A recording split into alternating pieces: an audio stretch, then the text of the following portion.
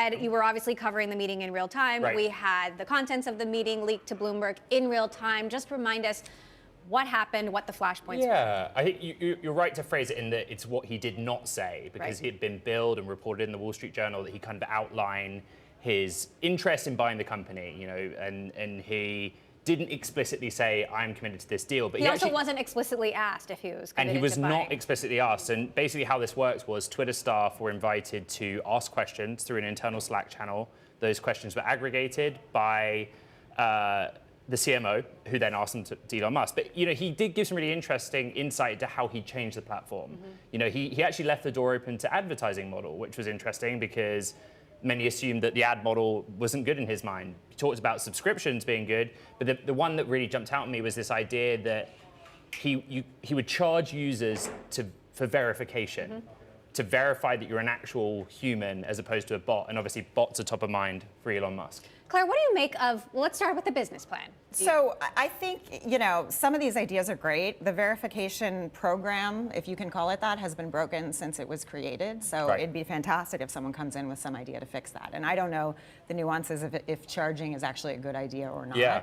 But I think the larger question here is just I think all of this is sort of window dressing. I don't think Elon Musk wants to buy Twitter anymore, right? His idea, if you don't mind jumping in, his idea was that if you charge people, and he didn't put a price on it, but to verify, if you run a scam or a spam or a bot organization where you have lots of accounts, he kind of talks about disincentivizing bots, that to make it so expensive that having a load of fake accounts is not worth its while. Is that going to work? I mean, maybe it would work. I don't know. Twitter says they've got less than 5% bots. Other people say they have up to 15%. But is this relevant? I mean, isn't sort of this whole Elon Musk buys Twitter dumpster fire just kind of extending on and on and on? What do you think? I don't think he wants it. I mean, you have kids, I have kids. There are a lot of them in my house. When they want a cookie, they start throwing a tantrum, and eventually they don't want the cookie anymore, but they're still throwing the tantrum. I don't think he wants this. So, today he says you should be able to say pretty outrageous things on Twitter, short of anything that breaks the law. Is that good enough as a content moderation policy? That's not good enough at all. I mean, I think you've talked to Jason Goldman, one of my favorite bosses when I worked there, and he's, I think, said it best when he said that, if you take the guardrails off the platform, that in definition is anti-free speech because you're preventing a bunch of people from being able to say anything because they don't feel safe on it.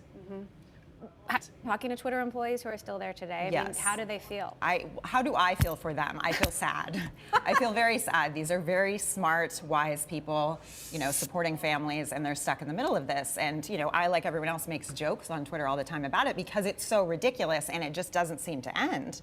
But these are real people, I think right? it's worth pointing out what Elon Musk said as well as it relates to the staff. The idea of work from home, remote work went over and over, and Musk made the point that if you do excellent work, you may have an exception to be a remote worker, but he kind of seems to suggest that it's not going to happen. This is after Jack Dorsey had decided 2 years ago that Twitter employees could work from home forever. So that I think, at least in our reporting of the meeting, was the most disruptive part of it. You had the employee chat just lighting up with. I mean, saying excellent work, that's like Silicon Valley code for saying, if you're the best bro, we'll let you work from home, but everyone else has to be in the office. I think what's interesting for me, and I'd love your take on this, is he talked about what Twitter would look like as a private company, and compensation is a big part of that. He said it would be like SpaceX, where you have stock and options awards, a liquidity event every 6 months, which I think he means stock would be able to trade on the secondaries market.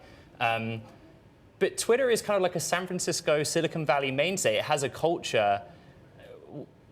How does that culture change? I think the culture will change dramatically, but I don't think employees are stupid. I mean, at the beginning of this whole sort of journey, we all sort of, I think many of us thought this could actually be an interesting but crazy idea. Twitter stock has historically underperformed. All of us who are early employees have probably cried into our bank statements at some time that we, didn't work at LinkedIn instead or whatever. The stock has been performing really badly since it IPO'd. So I think there was some sort of a hope that maybe this crazy idea could do something good. But I think at this point it's just derailed. So where does this leave Twitter? I mean, he has these lofty goals, get to 1 billion users. Again, we don't know if he's still really committed to buying the platform, but he's got a signed deal that binds him to buying the platform. Nobody knows how this is all going to play out. I think we should acknowledge there is a contingent of people who are super excited about Elon Musk buying Twitter, including some people at the company. I think the very best thing that could happen in this situation is like I act with my toddlers when they're out of control.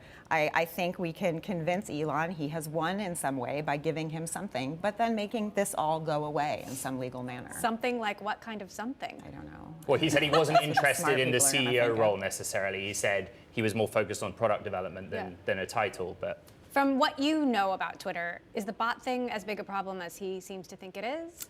I think we all think that that's just cover for what's happening, right? I'm sure there's a bot problem. There always has been, but this is his out. Ed, remind us what the next steps are, the time frame for Yeah. this to actually move forward. standard deal stuff, schedule a vote with the shareholders. You know, the board has given its unanimous approval for this deal at $54.20 a share. As far as Twitter's concerned, my understanding, they want to hold him to the terms of the deal signed April 25th.